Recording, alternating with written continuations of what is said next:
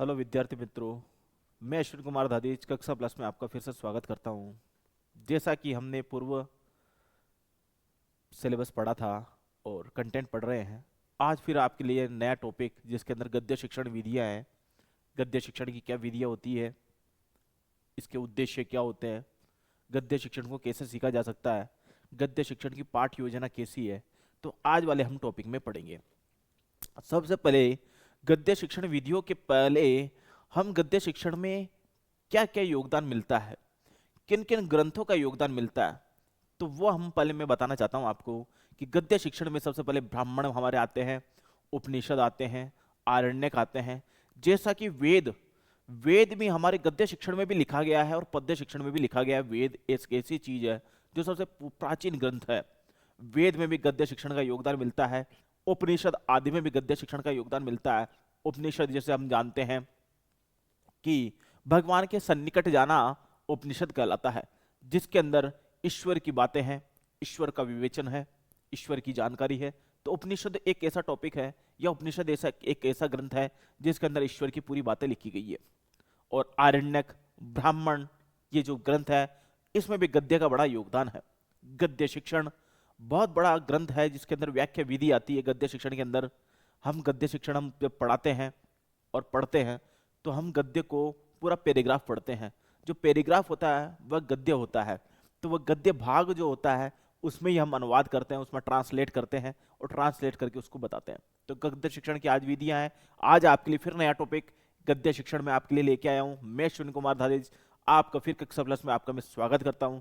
जैसा कि हम आज पढ़ेंगे गद्य शिक्षण विधियां। जैसा कि गद्य शिक्षण काव्य शिक्षण भी होता है। कवियों के द्वारा रचित ग्रंथ महाकाव्य हो या फिर खंड काव्य हो, चाहे गीति काव्य हो, कोई सा भी काव्य हो, वो गद्य शिक्षण के अंतर्गत आता है। चाहे हम कोई सा भी काव्य ले सकते हैं, चंपू काव्य भी ले सकते हैं, आख्यायिका भी ले सकते हैं, कथा भी ले सकते हैं। इसके अलावा जो भी गद्य क्षेत्र के जो भी चीजें हैं, महाकाव्य है, वो भी हम ले सकते हैं कि गद्य शिक्षण में आती है। सारी चीजें गद्य शिक्षण में आती है। और इसके अलावा हम खंड काव्य जो लिखे गए हैं वो भी हम ले सकते हैं। तो ये सभी गद्य शिक्षण में बताया गया है। आज हम गद्य शिक्षण की विधियां पढ़ेंगे कि गद्य शिक्षण की कौन कौन सी विधियां हैं जिसके द्वारा हम गद्य शिक्षण को बेहतरीन बना सकते हैं, गद्य शिक्षण को बहुत ही अच्छा बना सकते हैं। हम किन किन विधियों का प्रयोग करें, हम किन किन चीजों का प्रयोग करके हम गद्य शिक्षण को हम बेहतरीन बनाएं। और वो गद्य शिक्षण को प्रायोगिक तरीके से भी कर सकते हैं, गद्य शिक्षण को प्रैक्टिकल तौर पे भी कर सकते हैं। तो गद्य शिक्षण को हम बेहतरीन बनाना है। गद्य शिक्षण की विधियां, अब विधियां कौन कौन सी होती है, हमने जैसा कि हमने कल पढ़ा था व्याकरण शिक्षण विधियां। व्याकरण के अंदर जैसा कि मैंने आपको सबको बताया है कि व्याकरण एक ऐसा ग्रंथ है, व्याकरण एक ऐसा नियम है, व्याकरण भाषा की नींव है। भाषा को जानने के लिए व्याकरण का जानना बहुत अनिवार्य है। तो व्याकरण की जानकारी होगी तभी हम भाषा में गद्य शिक्षण भी कर सकते हैं, पद्य शिक्षण भी कर सकते हैं, नाटक शिक्षण भी कर सकते हैं। जो भी शिक्षण हमें करना है वो व्याकरण के द्वारा ही किया जा सकता है। जैसा कि मैंने आपको कल बताया था कि व्याकरण शिक्षण विधियां हैं। व्याकरण शिक्षण विधियां बहुत बड़ी विधि है जिसके अंदर प्रस्तावना विधि है, व्याख्या विधि है, उदाहरण विधि है, दृष्टांत विधि है और भी कई विधियां मैंने कल आपको बताई थी व्याकरण शिक्षण विधियों के अंतर्गत। क्योंकि व्याकरण भाषा की नींव है, भाषा को जानने का तरीका है। हम भाषा को जानेंगे व्याकरण के द्वारा ही जान सकते हैं। व्याकरण में ईश्वर की बातें भी हैं, जो ईश्वर, जीव जगत, संसार, सृष्टि, लय, प्रलय आदि जो है इसकी जानकारी हम व्याकरण के द्वारा भी प्राप्त कर सकते हैं। दर्शन का बहुत बड़ा योगदान है व्याकरण के अंदर, जैसा कि मैंने आपको कल बताया। आज के इस गद्य शिक्षण में भी दर्शनों का बड़ा योगदान है। दर्शन शास्त्र है, उसके अंदर उपनिषद आदि आते हैं। ईश्वर को जानना उपनिषद कहलाता है। उप नी शद्रल धातु बनकर के उपनिषद का प्रयोग किया गया है। ये व्युत्पत्ति है जिसके अंदर उप, नी और शद्रिल जो है इससे व्युत्पत्ति उत्पन्न हुई है। फिर उसके बाद में उप का मतलब होता है सन्निकट जाना, सन्निकट ले जाना, नी मतलब ले जाना। तो इस तरीके से ईश्वर के सन्निकट जाना उपनिषद कहलाता है। आज के इस गद्य शिक्षण के योगदान के अंदर, गद्य शिक्षण की विधियों के अंदर भी हम उपनिषद, वेद, ब्राह्मण, आरण्यक जितनी भी चीजें बनी हुई है प्राचीन चीजें, वो गद्य का बड़ा योगदान है। उनमें भी, उन ग्रंथों में गद्य को बड़ा योगदान दिया गया है। गद्य के पाठ हमें मिलते हैं। आज हम पढ़ रहे हैं गद्य शिक्षण विधियां। गद्य शिक्षण जिसको कहते हैं काव्य से तात्पर्य यानी गद्य से तात्पर्य। काव्य है तो ये गद्य भाग है, इसको गद्य भी कहते हैं और काव्य भी कहते हैं, दोनों ही चीज बोल सकते हैं। तो गद्य से तात्पर्य है कि शब्द और अर्थ के समुदाय को काव्य कहते हैं। शब्द और अर्थ के समुदाय को, जैसा मैंने व्याकरण शिक्षण में आपको बताया था कि शब्द ब्रह्म है, अर्थ ब्रह्म है, दोनों ही शब्दार्थ के योग से ही हम वाक्य बना सकते हैं। शब्दार्थ के योगदान से ही हम वाक्य सेंटेंस बना सकते हैं और वाक्य के द्वारा ही हम वाक्यार्थ का निर्माण कर सकते हैं। तो गद्य भाग में भी इन व्याकरण शिक्षण का भी योगदान दिया गया है। इसके अंदर शब्द और अर्थ के समुदाय को काव्य कहते हैं। समुदाय उस समूह है, समुदाय का अर्थ होता है समूह होना। गद्य और अर्थ, शब्द और अर्थ का समूह को हम काव्य कहते हैं यानी गद्य कहते हैं। काव्य की विभिन्न परिभाषाएं हमें ग्रंथों में मिलती हैं। काव्य की विभिन्न परिभाषाएं हैं। कोई से भी काव्य की क्या क्या परिभाषा है हम पढ़ेंगे। 3-4 परिभाषा हम पढ़ते हैं कि काव्य की क्या परिभाषा है, गद्य की क्या परिभाषा है। हम 3-4 टॉपिक पढ़ते हैं, 3-4 परिभाषा पढ़ते हैं। पहला श्लोक, जिसके अंदर संक्षेपाद वाक्य इष्टार्थम व्यवच्छिन्ना पदावली काव्यम ईश्वर अलंकार गुणबद्ध दोष विवर्धितम। अग्नि पुराण में बताया गया है कि श्लोक दिया गया है कि संक्षेपाद वाक्य में इष्टार्थम, वाक्य के शब्द और अर्थ को संक्षेप में बताना। व्यवच्छिन्ना पदावली, वो जो है उसकी पदावली विच्छिन्न नहीं होती, उसके टुकड़े नहीं होते हैं, वो सीधी सीधी लिखी जाती है, वो गद्य कहलाता है। काव्य स्फुट अलंकारम गुणवद्ध दोष वर्जितम, काव्य स्फुट अलंकारम, जिसका अलंकार के सहित हो, काव्य काव्य में अलंकार हो, तो उसको हम गद्य काव्य कहते हैं। ये अग्नि पुराण में बताया गया है। इसको अग्नि पुराण में बताया गया है। अग्नि पुराण में बताया गया। अग्नि पुराण में साफ लिखा हुआ संक्षेपाद वाक्य इष्टार्थम व्यवच्छिन्ना पदावली इस काव्यम स्फुट अलंकार गुणवद्ध दोष वर्जितम। इसका मतलब यही है कि हम वाक्यार्थ जो चीजें हैं उसको संक्षेप में कहें, उसको संक्षेप में लिख देवें। और व्यवच्छिन्ना पदावली, हमारी पदावली कैसी हो, हमारा रचना कैसी हो, जो व्यवच्छिन्ना यानी टूटी हुई नहीं होवे। हमारी पदावली जो वाक्य हम बनाए वो टूटे हुए नहीं बनावे, वाक्य को हम जोड़ करके जो लिखे उसको गद्य भाग कहता है। काव्य स्फुट अलंकारम, काव्य में अलंकार का बड़ा योगदान है, तो अलंकार के सहित जो काव्य होता है वह गद्य काव्य कहलाता है। ये अग्नि पुराण में हमें बताया। यह अग्नि पुराण की परिभाषा थी। अब हम आते हैं आगे। काव्य के 5 तत्व है, यानी काव्य यानी गद्य के 5 तत्व है। 5 तत्व कौन कौन से हैं? पहले संक्षिप्त वाक्य, दूसरा इष्टार्थ, तीसरा अलंकार, चौथा गुण और पांचवा दोष रहित। हमारा काव्य कैसा होना चाहिए? इसके 5 तत्व है। हमारे काव्य के अंदर संक्षिप्त वाक्य होने चाहिए, जैसा कि मैंने आपको अग्नि पुराण में भी बताया गया था कि पद व्यवच्छिन्ना पदावली, हमारी शब्दावली कैसी हो जो अवच्छिन्न हो, जिसके टुकड़े नहीं किए गए हो, उसको संक्षेप में लिखा गया हो, एक ही लाइन में पूरा अर्थ बताया गया हो, एक लाइन में उसको पूरा लिखा गया हो। तो व्यवच्छिन्ना पदावली, हमारी जो पदावली कैसी हो, हमारी अवच्छिन्न की पदावली हो, मतलब उसके अंदर टुकड़े नहीं हुए, ऐसी पदावली हमारी हो, तो वह गद्य भाग कहलाता है। और इष्टार्थ, इसमें इष्ट अर्थ भी होना चाहिए, जो हमारे अर्थ को प्रकट कर रहे हैं वो अर्थ भी इसमें होना चाहिए। अलंकार के सहित होना चाहिए काव्य, हमारा काव्य जो है अलंकार सहित होना चाहिए। उसके अंदर गुण होने चाहिए, चाहे हम कोई सा भी गुण ले सकते हैं। और दोष रहित होना चाहिए, हमारा काव्य दोष से रहित होना चाहिए। अब आते हैं कि परिभाषाएं, जो मैंने अभी अग्नि पुराण में आपको परिभाषा बताई, अब वह परिभाषा और आ रही है कुंतक के अनुसार। क्या परिभाषा बताई कुंतक ने? कि शब्दार्थों सहित वक्र कवि व्यापारशालिनी, कवि का व्यापार कैसा हो, कवि का व्यापार कैसा हो, शब्दार्थों सैक्रो वक्र, शब्दार्थ के सहित हो, कवि का व्यापार जो हो वो शब्दार्थ के सहित हो, तो उसको काव्य कहते हैं। ये कुंतक के अनुसार है। अब हम आते हैं, कुंतक के अनुसार ये काव्य बताया गया है। अब आते हैं मम्मट के अनुसार। पहला कुंतक के अनुसार, दूसरा मम्मट बता रहे हैं शब्दार्थ, गद्य का परिभाषा बता रहे हैं कि तद्दोषो शब्दार्थो सगुणावलंकृत प्रक्वापी। मम्मट के अनुसार गद्य का ये प्रयोग है।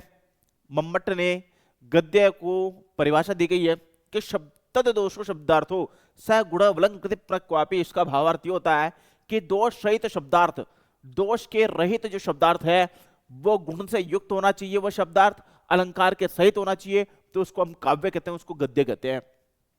मम्मट के अनुसार फिर परिभाषा, दोष रहित शब्दार्थ हो गुण से युक्त भी होना चाहिए और अलंकार के सहित भी होना चाहिए, तो उसको गद्य काव्य कहते हैं। पहला, दूसरा और तीसरा अलंकार के सहित। जैसा कि यहाँ पर 5 तत्व बताए गए हैं कि हमारा काव्य कैसा होना चाहिए, हमारा गद्य कैसा होना चाहिए। संक्षिप्त वाक्य होना चाहिए हमारे गद्य के अंदर, इष्टार्थ का योगदान होना चाहिए हमारे गद्य के अंदर, गद्य के अंदर अलंकार का पूरा योगदान होना चाहिए, गद्य के अंदर गुण होने चाहिए और गद्य के अंदर हमारा दोष रहित होना चाहिए गद्य भाग। तो उसके 5 तत्व है। ये 5 तत्व जितने भी परिभाषा आएगी सब 5 तत्व में सम्मिलित है। 5 तत्व में से एक ना एक तत्व हमारे हम हर परिभाषा में हम पढ़ेंगे। पहला हमने शब्दार्थ और सैकड़ों वक्र, कवि व्यापार सालेनी, कवि का व्यापार कैसा हो, कवि का गद्य कैसा हो, गद्य होना चाहिए शब्दार्थ और सहिता, शब्द और अर्थ के सहित होना चाहिए गद्य। ये कुंतक की परिभाषा है। मम्मट ने बताया है कि तद दोषो शब्दार्थों से गुलाम कि तद दोषो शब्दार्थ हो, उसमें दोष युक्त नहीं होना चाहिए, उसमें दोष नहीं होना चाहिए शब्दार्थ में, और सगुणावलंकृत प्रक्वापी, और वह गुणों के सहित होना चाहिए और अलंकार के सहित होना चाहिए। इससे ज्यादा हम क्या कहें। तो दोषों शब्द प्रक्वापी का अर्थ होता है इससे ज्यादा हम क्या कहें। हम इसके अलावा दोष नहीं होने चाहिए, अलंकार का सहित होना चाहिए, इससे बड़ी हम चीज नहीं कह सकते हैं। तो इसलिए गद्य भाग की ये परिभाषा मम्मट की कि तद दोष शब्दार्थो सगुणावलंकृत प्रक्वापी, कि उसमें गद्य भाग में दोष नहीं होवे और उसके अंदर शब्दार्थ होवे और गुण से युक्त होवे और अलंकार के सहित होवे, वही काव्य होता है, वही गद्य होता है। विश्वनाथ ने में परिभाषा बताई गई है। विश्वनाथ क्या कहना है कि वाक्यम रसात्मकम काव्यम, काव्य कैसा होना चाहिए, वाक्यम रसात्मकम, जिसका वाक्य रसात्मक हो, रस से युक्त हो, वह काव्य होता है या वह गद्य होता है। गद्य और काव्य को ज्यादा अंतर नहीं है, गद्य ही काव्य है और काव्य ही गद्य है। ध्यान रखना, आप ज्यादा कंफ्यूजन नहीं हो रहा है। गद्य को ही काव्य कहते हैं और काव्य को ही गद्य कहते हैं। तो इसलिए काव्य ही गद्य है और गद्य ही काव्य है। भावार्थ, अब भावार्थ हम आते हैं कि रसात्मकम वाक्यम काव्यम होता है। रसात्मक वाक्य जो है वह काव्य होता है। मैंने जैसा कि इस सूत्र में ही बताया गया, इस श्लोक में बताया गया कि वाक्यम रसात्मकम काव्यम, हमारा काव्य कैसा हो, रसात्मकम वाक्यम, रस से युक्त वाक्य होना चाहिए। रस से युक्त वाक्य होगा तो उसको काव्य कहते हैं, उसको गद्य वाक्य कहते हैं। फिर आते हैं जगन्नाथ। जगन्नाथ के अनुसार काव्य की क्या परिभाषा है। रमणीयार्थ प्रतिपादक शब्द काव्यम, हमारा काव्य कैसा हो, हमारा गद्य कैसा हो, जो रमणीयार्थ हो, जिसके शब्द रमणीयार्थ प्रतिपादक शब्द, जिसके शब्द कैसे हो, रमणीयार्थ हो, अच्छे हो। रमणीयार्थ शब्द काव्य होता है जिसके शब्द कैसे हो, रमणीयार्थ हो, वह गद्य काव्य कहलाता है। काव्य गद्य भाग, गद्य काव्य कहलाता है। रमणीयार्थ प्रतिपादक शब्द काव्यम, रमणीयार्थ प्रतिपादक शब्द यानी शब्द कैसा होना चाहिए, रमणीयार्थ होना चाहिए, वह काव्य कहलाएगा। रमणीयार्थ शब्द प्रतिपादक काव्य, वह भी काव्य रमणीयार्थ होना चाहिए। और हमारे जुड़े हुए सभी विद्यार्थी मित्र, आपको यदि नोट्स लेने हैं तो हमारे जो प्लेटफॉर्म पर आपको नोट्स मिल सकते हैं। फ्री नोट्स भी है, इसके अलावा पेमेंट नोट्स भी है। जिसके अंदर फ्री नोट्स है तो आप डाउनलोड करके आप मोबाइल ऐप के माध्यम से डाउनलोड कर सकते हैं। कक्षा प्लस का ऐप है, उसके अंदर आप डाउनलोड कर सकते हैं, फ्री डाउनलोड भी कर सकते हैं। और उसके अलावा आपको कोई उसके अंदर ही दिए हुए हैं, यदि आपको कोई पेपर चाहिए, किसी नेक्स्ट प्रीवियस ईयर के पेपर चाहिए, तो हमारे कम रेट में हम पेपर भी अपलोड करवा रहे हैं। तो आप तुरंत ही कक्षा प्लस से जुड़िए। कक्षा प्लस में जो दिए गए ऐप है उससे जुड़ करके आप किसी भी नोट्स को प्राप्त कर सकते हैं। और उसके अलावा जो पेमेंट मोड है, पेमेंट मोड के द्वारा भी आप पेपर प्राप्त कर सकते हैं। तो ये हमारे कक्षा प्लस का प्लेटफॉर्म है, तो आप जरूर इस पर प्राप्त करें। आगे हम बढ़ते हैं कि काव्य की आत्मा की परिभाषा। अब होते हैं काव्य की आत्मा। काव्य को आत्मा किसने कहा, काव्य को आत्मा कहने वाले कौन कौन है। अभी हमने जितनी भी परिभाषा पढ़ी, कुंतक की पढ़ी, मम्मट की पढ़ी, विश्वनाथ की पढ़ी, तो जगन्नाथ की पढ़ी। हमने जो 4 परिभाषा जो अभी जस्ट हमने पढ़ी है उसके अंदर थोड़ा अलग है, उसके अंदर शब्दार्थ का योगदान ज्यादा है।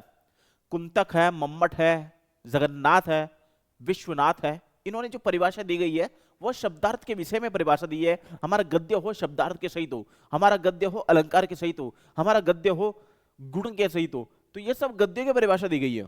गद्य की जितनी परिभाषा दी गई है उसके अंदर शब्दार्थ की परिभाषा दी गई है। लेकिन अब जो हम परिभाषा पढ़ रहे हैं वो आत्मा की परिभाषा है। मतलब काव्य को किसने आत्मा कहा, काव्य को किसने आत्मा कहा, उसकी परिभाषा हम पढ़ेंगे। सबसे पहले वामन ने आत्मा कहा, क्या बोला, रीति आत्मा काव्यस्य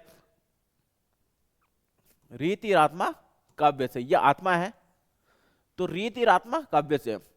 काव्य की आत्मा रीति है, काव्य की आत्मा रीति है, तो रीति आत्मा काव्य से। वामन ने कहा काव्य की आत्मा के विषय में जो परिभाषा दी जा रही है वो रीति आत्मा काव्य से, काव्य की आत्मा की परिभाषा है। काव्य की आत्मा रीति है। फिर आते हैं आनंदवर्धन ने क्या परिभाषा दी गई है कि काव्य आत्मा ध्वनि, बहुत इंपॉर्टेंट परिभाषा है ये, ध्यान रखना। आनंदवर्धन जो है ये ध्वन्यालोक के प्रवर्तक है, बहुत इंपॉर्टेंट परिभाषा है ये आपके सवाल आ जाता है। ये ध्वन्यालोक के रचयिता है, ध्वन्यालोक, ध्वन्यालोक एक ध्वन्यालोक पुस्तक है, एक ग्रंथ है जिसके अंदर काव्य के विषय में विवेचन दिया गया है कि काव्य आत्मा ध्वनि, काव्य की आत्मा ध्वनि है। ध्वनि, इन्होंने काव्य की आत्मा को ध्वनि कहा है, यह आत्मा है, काव्य की आत्मा को ध्वनि कहा है। ध्यान रखना आनंदवर्धनाचार्य ने जो परिभाषा दी गई है ध्वन्यालोक में कि काव्य आत्मा ध्वनि, काव्य की आत्मा ध्वनि है। कुंतक ने क्या परिभाषा दी है? वक्रोक्ति काव्य जीवितम, वक्र उक्ति, हमारी उक्ति, हमारा कहना कैसा हो, हमारा कहना कैसा हो, वक्रोक्ति काव्य जीवितम, हमारा कहना प्राण के अनुसार हो। हम जो कहते हैं वक्रोक्ति यानी टेढ़ा जो बोलते हैं वो काव्य की आत्मा, काव्य की प्राण है। हम जो टेढ़ा बोलते हैं वो काव्य के प्राण है। टेढ़ा बोलना, टेढ़ा चलना, टेढ़ा ही यूज लेना, तो ये सब टेढ़ा है, तो इसलिए काव्य की जो आत्मा है ये प्राण है, जो कुंतक के अनुसार कुंतक ने परिभाषा दी गई। ध्यान रखना आनंदवर्धनाचार्य ने जो परिभाषा दी, काव्य आत्मा ध्वनि, काव्य की आत्मा ध्वनि है। ध्वनि बहुत बड़ा टॉपिक है, जो ध्वन्यालोक में आप जाएंगे तो ध्वनि के विषय में बहुत बड़ा विस्तृत विवेचन है। ध्वनि को ही ब्रह्मांड माना गया है, ध्वनि को ही सब कुछ माना गया है। ध्वनि स्फोटवाद भी है। ध्वनि के विषय में जो है परा पश्चिमी मध्यमा वेखरी, जो हमने बताया व्याकरण के अंदर परा पश्चिमी मध्यमा जो है सूक्ष्म वाणियां होती है, और वेखरी जो वाणी की स्फोटवाद है, जो ब्रह्मांड की वाणी है वो स्फोटवाद है। तो ध्वन्यालोक में जो है इस पुस्तक के अंदर ध्वनि के विषय में पूरा विवेचन दिया गया है। ध्वनि साइंस के विषय में विवेचन है, साउंड साइंस के विषय में विवेचन दिया गया। काव्य आत्मा ध्वनि, काव्य की आत्मा ध्वनि है। और आगे जो है रीति आत्मा काव्य से, जो मैंने आपको बता दिया, काव्य की आत्मा रीति होती है।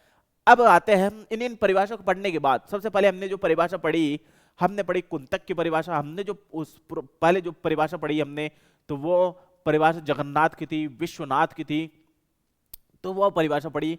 फिर हमने जो परिभाषा पढ़ी काव्य की आत्मा की परिभाषा, जिसने काव्य को आत्मा कहा गया है, जैसे आनंदवर्धनाचार्य ने जो पढ़ी कुंतक की पढ़ी, वक्रोक्ति काव्य जीवितम, कुंतक की परिभाषा है वक्रोक्ति काव्य जीवितम। आनंदवर्धनाचार्य के द्वारा भी परिभाषा है, आनंदवर्धनाचार्य ने जो परिभाषा दी गई है वो काव्य आत्मा ध्वनि दी गई है। और वामन ने भी काव्य की आत्मा क्या है? रीति आत्मा काव्य से, काव्य की आत्मा रीति है, ये रीति आत्मा काव्य से है, ये वामन की परिभाषा है। तो ध्यान रखना गद्य की दो परिभाषा अलग अलग तरीके की है। एक तो शब्दार्थ के विषय में परिभाषा है, आपको एक टॉपिक में बता देता हूं। गद्य की जो परिभाषा है, गद्य की परिभाषाएं दो तरीके की है। पहली परिभाषा आपके शब्दार्थ से रिलेटेड है, शब्दार्थ को उन्होंने गद्य भाग माना है। दूसरा आत्मा को गद्य भाग माना है। पहला शब्दार्थ को मानने वाले जगन्नाथ, विश्वनाथ आदि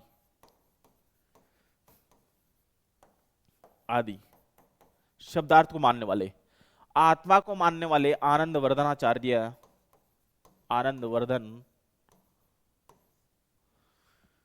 आनंदवर्धन ने जो है आत्मा की परिभाषा दी गई है, आनंदवर्धन ने गद्य भाग की आत्मा कहा गया है। वामन ने भी रीतिरात्मा काव्य से, कुंतक है जिन्होंने वक्रोक्ति काव्य जीवितम बताया गया है। तो गद्य की जो परिभाषा है दो तरीके की परिभाषा है, एक तो शब्दार्थ से रिलेटेड परिभाषा है और एक दूसरी आत्मा से रिलेटेड परिभाषा है। तो शब्दार्थ से रिलेटेड परिभाषा जगन्नाथ बोल रहे हैं, विश्वनाथ बोल रहे हैं, ये गद्य की परिभाषा बता रहे हैं। और गद्य को आत्मा कह रहे हैं, काव्य को आत्मा कह रहे हैं, गद्य को आत्मा कह रहे हैं, ये गद्य को शब्दार्थ कह रहे हैं। शब्दार्थ में जगन्नाथ विश्वनाथ है, लेकिन जो गद्य को आत्मा बोल रहे हैं वो आनंदवर्धन है, वामन और कुंतक है। ये तीन परिभाषा बहुत मोस्ट है, जो आत्मा के विषय में जो परिभाषा है, ये तीन परिभाषा है जिसके अंदर जो है गद्य को आत्मा कहा गया है। तो ये दो तरीके की परिभाषा आपको याद करनी है, एक तो शब्दार्थ की परिभाषा याद करनी है, दूसरा आपको आत्मा के विषय में परिभाषा याद करनी है। तो दोनों की जो है इनके जो कथाकार है जो गद्य के लेखक है उनको आपको ध्यान रखना है, जगन्नाथ भी है, विश्वनाथ भी है, और आत्मा के विषय में आनंद वर्धन, वामन और कुंतक है। तो आगे हम बढ़ते हैं। अब हम आते हैं काव्य के भेद। काव्य की परिभाषा पढ़ने के बाद अब आता है काव्य के भेद। कितने प्रकार के होते हैं काव्य? गद्य कितने प्रकार का होता है? काव्य प्रकार नहीं है, गद्य के कितने प्रकार होते हैं वो हम पढ़ते हैं। काव्य ही गद्य है, ये मैंने आपको पहले बता दिया है कि काव्य ही गद्य है। तो गद्य के कितने भेद है, ये काव्य कितने भेद है, ये हम पढ़ते हैं परिभाषा पढ़ने के बाद में। काव्य के भेद, पहला आता है श्रव्य काव्य, जो सुनकर के ध्यान रखना।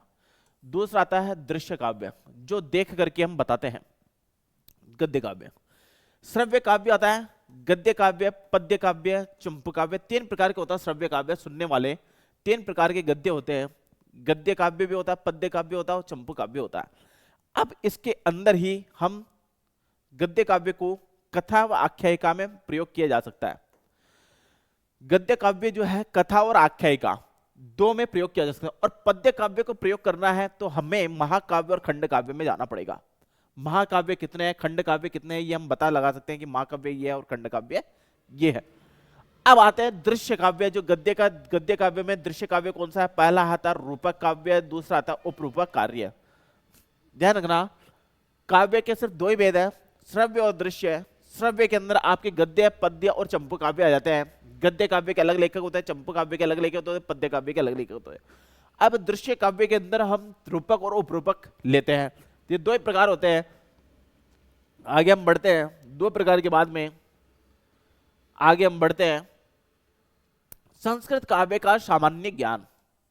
अब संस्कृत काव्य का सामान्य ज्ञान, यानी काव्य का सामान्य ज्ञान क्या होता है, गद्य काव्य का सामान्य ज्ञान क्या होता है, वो हम बढ़ते हैं कि गद्य काव्य का सामान्य ज्ञान क्या है। बहुत इंपॉर्टेंट टॉपिक है ये वाला, कि गद्य काव्य में कोई भी पूछ सकता है कि गद्य काव्य का सामान्य ज्ञान में कोई पूछ सकता है वेद कितने प्रकार के होते हैं, संस्कार कितने प्रकार के होते हैं, विवाह कितने प्रकार के होते हैं। ये गद्य काव्य की परिभाषा है। अब इसके अंदर गद्य काव्य के अंदर और भी है, उपवेद कितने होते हैं वो भी पूछ सकते हैं, वेदांग कितने होते हैं वो भी पूछ सकते हैं। तो गद्य काव्य में 3-4 प्रश्न पूछते हैं। एक तो वेदांग, वेद, उपनिषद कितने होते हैं ये पूछ सकते हैं। उसके अलावा हम आरण्यक, ब्राह्मण आदि भी पूछ सकते हैं। ये पूछ सकते हैं, क्वेश्चन पूछा जा सकता है। तो सबसे पहले आता है सामान्य ज्ञान, मतलब थोड़ा नॉर्मली हमें ज्ञान रखना है कि क्या क्या चीजें होती है। पहला आता है वेद, पहला वेद आता है जिसके अंदर मंत्र होते हैं। पहला तरीका तो मंत्र होते हैं, दूसरा तरीका होता है ब्राह्मण। तो मंत्र वाले, संहिता वाले कौन कौन से होते हैं? मंत्र के संहिता वाले होते हैं ऋग्वेद, 4 प्रकार के होते हैं मंत्र वाले, ऋग्वेद, यजुर्वेद, सामवेद और अथर्ववेद। और ब्राह्मण वाले होते हैं कि ब्राह्मण, आरण्यक और उपनिषद, 3 होते हैं। बस वेद 2 ही प्रकार का होता है, एक तो मूल संहिता वाला, ब्राह्मण का भाग। तो मूल संहिता में हम आएंगे तो मूल संहिता में वेद आ जाते हैं, वेद के जो 4 भाग होते हैं वो जाते हैं, उपवेद आ जाते हैं इसके अंदर, और ब्राह्मण में ब्राह्मण, आरण्यक और उपनिषद आते हैं। तो आगे हम बढ़ते हैं। अब आता है क्वेश्चन पुटअप हो सकता है कि उपवेद कितने होते हैं।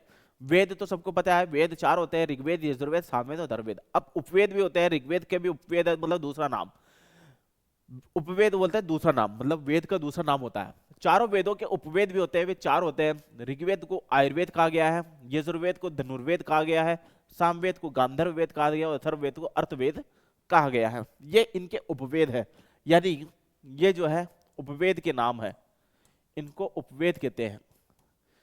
ये वेद है, ये वेद है और इनके ये उपवेद है। उपवेद यानी इनके नाम। तो हम ऋग्वेद को कहते हैं आयुर्वेद, यजुर्वेद को धनुर्वेद, सामवेद को गांधर्ववेद, अथर्ववेद को अर्थवेद कहते हैं। अब आते हैं तीसरा टॉपिक वेदांग, जो हमने कल पढ़ा था। हमने कल पढ़ा था व्याकरण, मुखम व्याकरण स्मृतम। एक श्लोक मैंने आपको कल बताया था कि छंदा पादौ तो वेदस्य हस्तो कल्पोत्पट्यते ज्योतिषा मयनम चक्षुर नेत्रम श्रोत्रम उच्यते शिक्षा ग्रहणम तो वेदस्य मुखम व्याकरण स्मृतम। ये कल मैंने आपको श्लोक बताया था। यही श्लोक आज गद्य काव्य में भी आया है। क्यों? क्योंकि गद्य काव्य में भी हमारे आते हैं, तो इसलिए कल वाला श्लोक आज भी हमारे आए हैं। वेदांग कितने प्रकार के होते हैं? तो वेदांग 6 प्रकार के होते हैं। कल भी हमने वेदांग पढ़े थे। गद्य काव्य में वेदांग है तो 6 प्रकार के होते हैं। पूछ सकते हैं रीट परीक्षा में कि वेदांग कितने होते हैं, तो हमें आंसर देना 6 प्रकार के होते हैं। श्लोक आता है, श्लोक मैंने कल आपको बता ही दिया है कि छंदा पादौ तो वेदस्य हस्तो कल्पोत पठ्यते ज्योतिषा मैनम चक्षुर निरतरम श्रोत्रम उच्यते शिक्षा घ्राण तो वेदस्य मुखम व्याकरण श्रुतम, जो कल मैंने बताया था वो याद है। ये छंद है, कल्प है, ज्योतिष है, निरुक्त है, शिक्षा है और व्याकरण है। तो ये 6 वेदांग होते हैं। अब पूछ सकते हैं पुराण कितने होते हैं, तो 18 पुराण होते हैं। प्रस्थान त्रयी होते हैं, 4 वर्ण होते हैं। 4 वर्ण कौन कौन से हैं? ब्राह्मण, क्षत्रिय, वैश्य और शूद्र, 4 वर्ण होते हैं। आश्रम की व्यवस्था भी होती है। हमारे आश्रम जो है 100 वर्ष की आयु होती है। 100 वर्ष की जो आयु होती है, 100 वर्ष की आयु को 25-25 साल में 25-25 साल में डिवाइड किया जाता है कि 25-25 साल के ये हमारे कर्म होने चाहिए, 25-25 साल में हमारा ये धर्म भी होना चाहिए। तो 25-25 साल को डिवाइड किया गया है, वो आश्रम में बताया गया है। वर्णाश्रम व्यवस्था, वर्ण पर आश्रित व्यवस्था। जो पहले जमाने में था, जो ब्राह्मण में जन्म ले लिया तो ब्राह्मण होगा, क्षत्रिय में जन्म ले लिया तो क्षत्रिय होगा, वैश्य में जन्म ले लिया तो वैश्य होगा, शूद्र में जन्म ले लिया तो शूद्र में होगा। तो ये वर्णाश्रम व्यवस्था है। अब आश्रम व्यवस्था सबके बराबर है, सबको पढ़ने का अधिकार है, पढ़ सकते हैं। तो ब्रह्मचार्य आश्रम, गृहस्थाश्रम, गृहस्थ में रहना, वानप्रस्थ आश्रम, गृहस्थ के बाद में जो वानप्रस्थ होता है हमारा उस आश्रम पे, और संन्यास आश्रम जो हमारे अंत में होता है। तो ये सब 25-25 साल को डिवाइड किया गया। ये 1 से 25 साल है। यहां पर हम लिखे ये 1 से 25 साल है, तो अपन यहां पर लिखेंगे तो 26 से 50 साल तक है। ये हम लिखेंगे 51 से 75 साल है। यहां पर हम लिखेंगे 76 से 100 साल है। यहां तक की आयु हमारे दिखाई गई है। अब आते हैं विवाह के कितने प्रकार होते हैं। एक तो होता है यज्ञ पुरुष के सामने विवाह करना। विवाह के 8 प्रकार होते हैं। एक तो देव विवाह होता है और एक असुर विवाह होता है। 2 तरीके के विवाह के 2 योगदान है, 2 तरीके होते हैं। एक तो देव विवाह होता है, देव यानी देवता के सामने, देवता मतलब अग्नि देवता के सामने विवाह करना, जिसको 4 है विवाह है अग्नि के सामने। और एक होता है असुर विवाह, जो हम देवता के सामने नहीं करते हैं, वो विवाह असुर विवाह कहलाता है। तो विवाह के 8 प्रकार है। देखो, ब्राह्मण, देव, आर्य और प्रजापत्य, ये जो विवाह है देव विवाह कहे गए हैं। ये 4 विवाह देव विवाह के नाम से जाने जाते हैं। और ये 4 विवाह असुर विवाह के नाम से जाने जाते हैं, जिनको हम बोलते हैं आसुर, गांधर्व, राक्षस और पिशाच। इनके जो विवाह होते हैं असुर विवाह कहलाते हैं। ये सब असुर विवाह है 4। और देव विवाह हमारे 4 है, ब्राह्म, देव, आर्य और प्रजापत्य, जिसमें देव विवाह कहते हैं किसी हम यज्ञ पुरुष के सामने विवाह करते हैं, ब्राह्मण के सामने विवाह करते हैं, देवता के सामने विवाह करते हैं, तो ये देव विवाह है। और असुर विवाह जो है पिशाच, गंधर्व, राक्षस, ये सब असुर विवाह है जो असुर योनि के द्वारा ध्यान रखते हैं। आगे आते हैं। अब संस्कार कितने प्रकार के होते हैं। संस्कार हमारे 16 प्रकार के। क्वेश्चन हो सकता है रीट एग्जाम में कि संस्कार कितने होते हैं, तो 16 संस्कार होते हैं। पंचवनन आदि जो संस्कार माने गए वो 16 संस्कार है, जो मैंने यहाँ पर पूरा आपको बताया। पुराण पूछ सकते हैं 18 होते हैं। 4 वर्ण व्यवस्था पूछ सकते हैं कि ब्राह्मण, क्षत्रिय, वैश्य, शूद्र, 4 वर्ण कौन कौन से होते हैं। इसके अलावा आश्रम की व्यवस्था क्या क्या है। आश्रम की व्यवस्था ब्रह्मचार्य आश्रम 1 से 25, गृहस्थ आश्रम 26 से 50, वानप्रस्थ आश्रम 51 से 75 और संन्यास आश्रम 76 से 100 तक जो है। इस प्रकार के आश्रम। विवाह कितने प्रकार के होते हैं। आर्ष 2 प्रकार के विवाह होते हैं, जैसा कि मैंने आपको बताया। देव विवाह होता है और एक असुर विवाह होता है। देव विवाह 4 होते हैं, असुर विवाह भी 4 होते हैं। तो देव विवाह में ब्रह्म, देव, आर्य, प्रजापत्य होता है। आर्ष और गंधर्व, राक्षस और पिशाच होते हैं। अब आगे हम बढ़ते हैं गद्य शिक्षण विधियां। अब आते हैं हम टॉपिक पर, गद्य शिक्षण विधियों पर। गद्य शिक्षण विधियों पर टॉपिक आते हैं। अब गद्य शिक्षण की क्या विधियां होती है ये हम पढ़ेंगे। पहले हमने परिभाषा पढ़ी थी, फिर सामान्य ज्ञान पढ़ा, अब गद्य शिक्षण की विधियां पढ़ेंगे। गद्य शिक्षण की पहली विधि क्या है। उद्देश्य ग्रहण अभिव्यक्तिश्च। इसमें ग्रहण अभिव्यक्त होता है, दोनों ही होता है। 2 तरीके के होते हैं, एक तो ग्रहण करना और एक प्रकट करना। गद्य शिक्षण की विधियां है, ग्रहण भी इसमें जरूरी है और प्रकट करना भी इसमें जरूरी है। तो सबसे पहले हमने क्या क्या पढ़ा था ये ध्यान रखना। गद्य शिक्षण में सबसे पहले हमने परिभाषा पढ़ी, जो 2 तरीके की परिभाषा होती है। 2 तरीके की परिभाषा दी गई है। एक तो शब्द बोध सिस्टम दिया गया है, मतलब शब्दार्थ बताया गया है, और एक दूसरा है आत्मा के विषय में बताया गया है। ये गद्य की 2 तरीके की परिभाषा है। फिर उसके बाद में हमने गद्य का सामान्य ज्ञान पढ़ा है, जिसके अंदर विवाह आदि है, संस्कार आदि है, वेद आदि है, उपवेद आदि है, वेदांग आदि है। तो ये सब जो है हमने एक सामान्य ज्ञान पढ़ा है गद्य का, जो कहीं से भी क्वेश्चन ले सकते हैं। अब गद्य के शिक्षण की विधियों में, अब विधि हम पढ़ रहे हैं तो इसमें दो तरीके के हैं गद्य शिक्षण विधि, दो तरीके की। कौन कौन सी? ग्रहण भी हो सकता है इसमें और अभिव्यक्त भी हो सकता है। एक तो ग्रहण करना, दूसरा अभिव्यक्त करना, दोनों इसमें गद्य शिक्षण की विधियों में आते हैं। आगे इसका उद्देश्य क्या होता है, इसका लक्ष्य क्या है कि शुद्ध पदों का ज्ञान एवं उच्चारण करना गद्य शिक्षण में आता है। नए नए शब्दों से छात्रों में रुचि पैदा करना गद्य शिक्षण में आता है। शब्द भंडार की वृद्धि करना गद्य शिक्षण में आता है। भाव को प्रकट करना या ग्रहण करना, भाव में ग्रहण करना, ये होता है। चरित्र विकास करना गद्य शिक्षण की विधियों में आता है। अब आते हैं गद्य शिक्षण की विधियों में जो उसका उद्देश्य थे। अब आते हैं हम इसका परिचय क्या होता है गद्य साहित्य का, कि गद्य की क्या परिभाषा है, क्या कहते हैं गद्य को। गद्य की सबसे पहले व्युत्पत्ति। व्युत्पत्ति में गद विक्ताया वाची, धातु से यत प्रत्यय करने पर गद्य शब्द बनता है। धातु से यत प्रत्यय लग करने पर गद्य शब्द बनता है। जैसा कि गद प्लस यत है, गद प्लस यत है, गद्य है, जिसका अर्थ होता है स्पष्ट कहना या स्पष्ट कथन, जिसके अंदर ब्राह्मण, आरण्यक, उपनिषद में भी गद्य का प्रयोग किया गया है। आगे परिभाषा हमने वैसे बताई दी आपको, मैंने आपको बताई दी थी परिभाषा सारी, लेकिन फिर भी कुछ परिभाषा और है जिसके अंदर गद्य की और परिभाषा बताई गई है कि अपादोपद संतानो लक्षणम, छंद के बंधन से रहित वाक्य के पदों के समूह गद्य कहलाता है। वृत्त बंधन रहितम गद्यम, विश्वनाथ के द्वारा छंद के बंधन से रहित वाक्य विश्व गद्य कहलाता है। तो ये गद्य की दो परिभाषा और थी जो मैंने आपको बताया। अब हम आगे बढ़ते हैं कि गद्य के बहुत इंपॉर्टेंट एक युक्ति है, एक सूक्ति है जो मैंने यहां पर लिखी गई है कि गद्य कविनाम निक्षम वदन्ति। बहुत इंपॉर्टेंट सूक्ति है ये वाली, ये परीक्षा में पूछा जा सकता है कि इसका अर्थ क्या होता है या गद्य की सूक्ति क्या है। गद्य कविनाम निक्षम वदन्ति, गद्य कवियों की कसौटी है, गद्य की चरम सीमा है। कवियों की चरम सीमा क्या है? गद्य भाग है। गद्य चरम कसौटी है, परम कसौटी है कि गद्य की चरम सीमा क्या है? विद्वत्ता की पहचान करना, विद्वत्ता को बताना गद्य की कसौटी है, कवियों की कसौटी है। गद्य कविनाम निक्षम वदन्ति, गद्य कवियों की कसौटी है, गद्य कवियों के प्राण है। गद्य कवियों का क्या है? प्राण है, एक तरह से एक आत्मा है गद्य की। गद्य कवियों की कसौटी है, जिसको कहते हैं कि कवियों के विद्वत्ता की पहचान गद्य से प्राप्त होती है। गद्य कविनाम निक्षम वदन्ति, गद्य कविनाम निक्षम वदन्ति का मतलब यही होता है गद्य कवियों की कसौटी है, गद्य कवियों की आत्मा है, गद्य कवियों का प्राण है। तो गद्य ही सब कुछ है कवियों के लिए, इसलिए गद्य कविनाम निक्षम वदन्ति एक सूक्ति आती है तो इसका अर्थ यही होता है गद्य कवियों की कसौटी है। गद्य कवि तो विद्वत्ता को बताना गद्य भाग का काम होता है।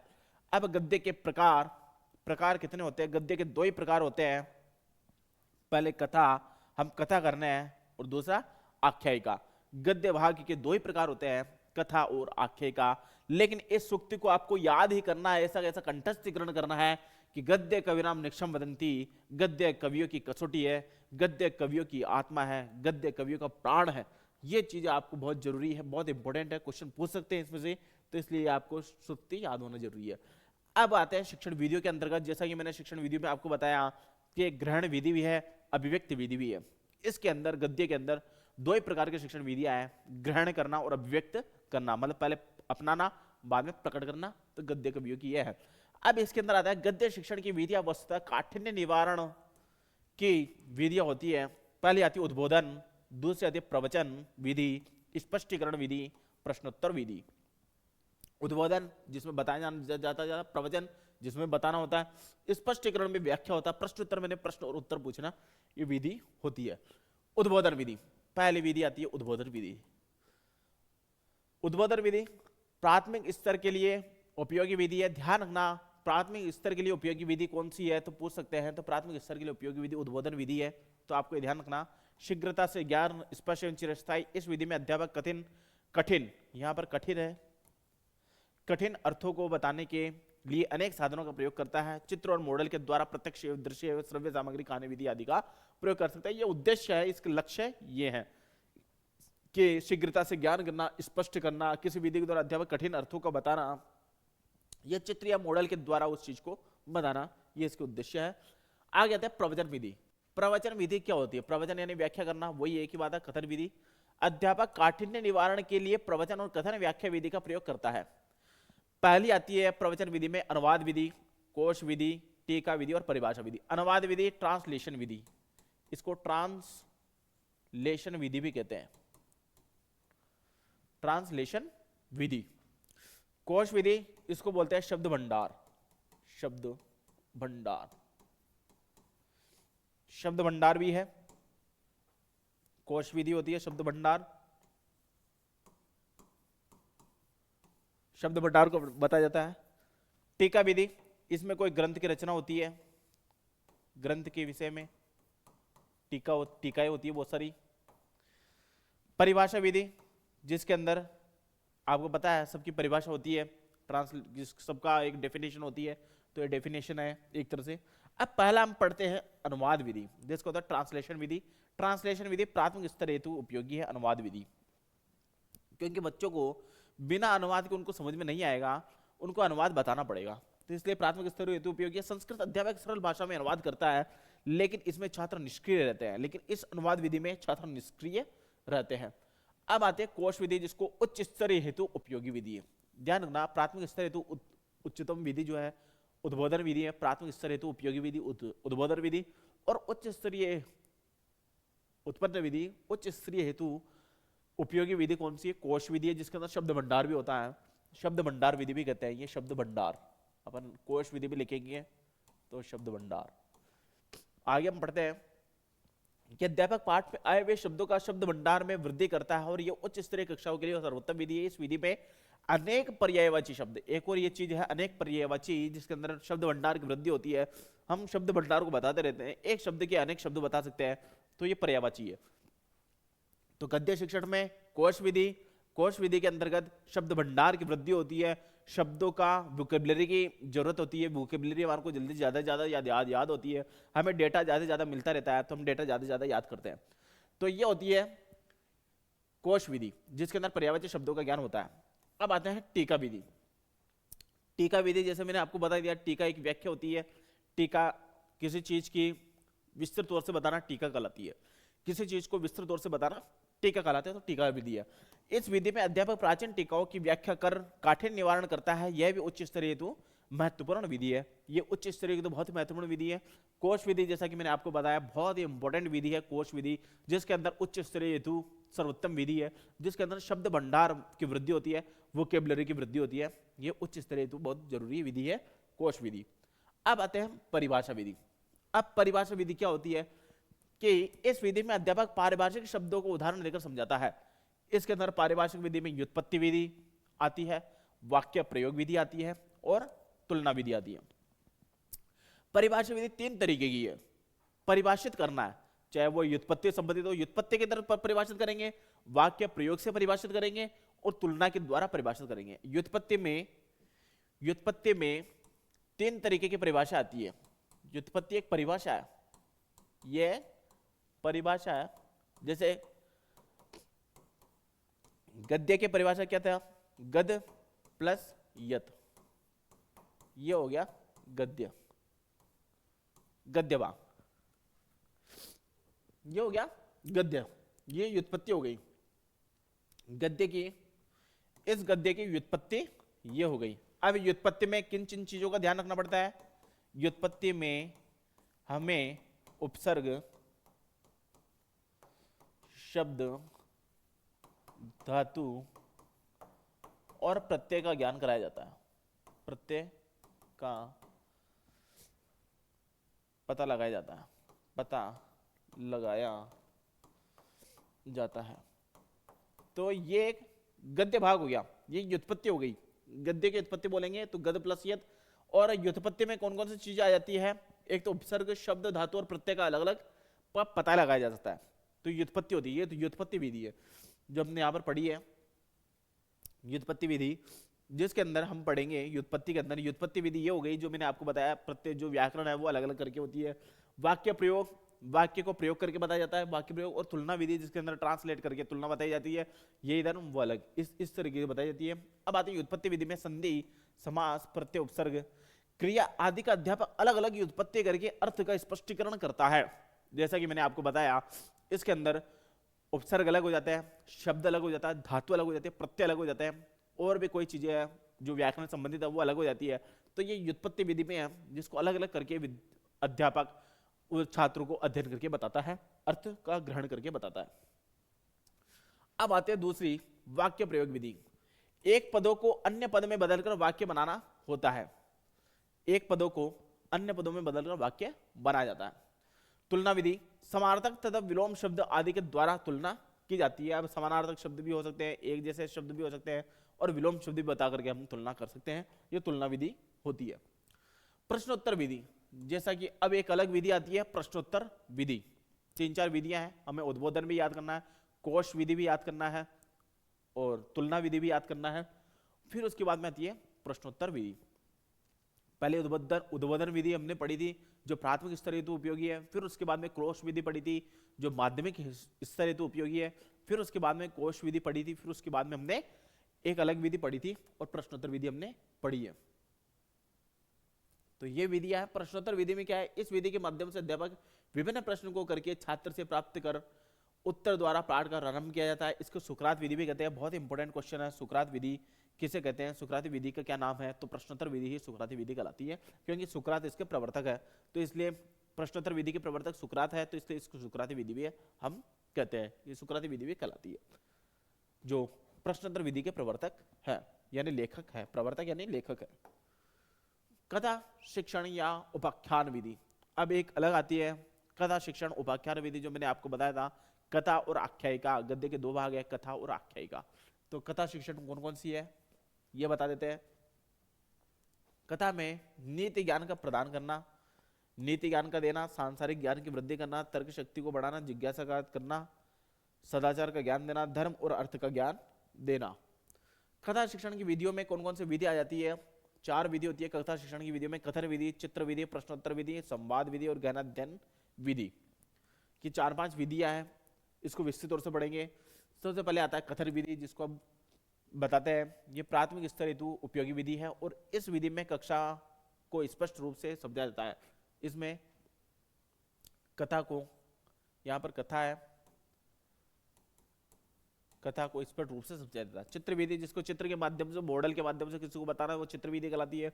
कि इस विधि में पाठ को चित्र के द्वारा बताया जाता है, और यह एक प्रायोगिक विधि भी है। इसको मॉडल द्वारा समझाया जाता है, मतलब चित्र द्वारा, मॉडल द्वारा इसको समझाया जाता है। संवाद विधि, एक या दूसरे व्यक्ति के बीच में बातचीत करना, संवाद कहलाता है। इस विधि में पाठ के माध्यम से छात्रों से बातचीत, संवाद की जाती है। अब आते हैं गद्य पाठ योजना। क्वेश्चन रीट में आता है, एग्जाम में आता है कि पाठ योजना क्या है, इसके बाद क्या आएगा। जैसे पहला पूछ रहे हो प्रस्तावना के बाद क्या आएगा, ये क्वेश्चन पुटअप हो सकता है, तो आपको बताना है प्रस्तावना के बाद उद्देश्य कथन आएगा। तो सबसे पहला पाठ योजना में गद्य में पूर्व ज्ञान परीक्षण किया जाता है छात्र का, फिर बाद में छात्रों को प्रस्तावना बताई जाती है, फिर उसके बाद में हम कक्षा में जो टॉपिक पढ़ा रहे हैं उसका उद्देश्य कथन कहा जाता है, फिर उसका हम प्रस्तुतिकरण करते हैं, प्रेजेंटेशन करते हैं, प्रस्तुतिकरण में हम आदर्श वाचन करते हैं, उसका छात्र अनुकरण करते हैं, छात्र अनुवाचन करते हैं, फिर उसके बाद में अशुद्धि संशोधन करते हैं हम, फिर हम काठिन्य निवारण उसका करते हैं। प्रस्तुतिकरण के बाद में बोध प्रश्न आते हैं, बोध प्रश्न लेते हैं, फिर पाठो योजना, पाठोन्मुखी का तात्पर्य बोधन होता है, फिर उसके बाद में मौन वाचन होते हैं, चुप रहना पड़ता है, फिर उसके बाद में विचार विश्लेषण किया जाता है, सार कथन किया जाता है, पुनरावृत्ति और गृह कार्य किया जाता है। ये सभी पाठ योजना में है। तो पाठ योजना स्टेप बाय स्टेप आपको याद करनी पड़ेगी, और इस चीज को पाठ योजना में एक क्वेश्चन जरूर पुटअप होता है कि गद्य की पाठ योजना क्या है, प्रस्तुतिकरण के बाद क्या आता है, कुछ भी क्वेश्चन पूछ सकता है, अनुकरण के बाद क्या आता है, अनुवाचन के बाद क्या आता है। तो पाठ योजना ऐसी कैसी होती है, तो इसको हम पता लगाया जा सकता है, पाठ योजना को कर सकते हैं। तो इसके बाद जैसा कि मैंने, आज हमने टॉपिक पढ़ा था गद्य शिक्षण विधियां, कल हमने एक टॉपिक पढ़ा था व्याकरण शिक्षण विधियां, भी हमारी पूरी हुई थी कल, और आज हमने गद्य शिक्षण विधियों में मैंने आपको बताया कि गद्य शिक्षण की क्या परिभाषा होती है, गद्य शिक्षण कितने प्रकार के होते हैं, गद्य शिक्षण के सामान्य ज्ञान क्या होता है, जिसके अंदर वेद, उपांग, उपवेद, वेदांग, और इसके अलावा और भी कई टॉपिक हमने पढ़े हैं जो सामान्य ज्ञान संबंधित है, कि ब्राह्मण कितने होते हैं, वर्णाश्रम व्यवस्था क्या है, फिर उसके बाद में उसकी आश्रम व्यवस्था क्या है, वर्णाश्रम व्यवस्था क्या है, ये हमने आज सामान्य ज्ञान में हमने पढ़ा है। और इसके बाद में व्याख्या भी हमने शिक्षण विधियाँ पढ़ी है। शिक्षण विधियों के बाद हमने पाठ योजना पढ़ी है, गद्य पाठ योजना क्या होती है। तो आज के लिए बस इतना ही। कल फिर से आपके लिए एक नया टॉपिक लेके आएंगे। तो वेरी वेरी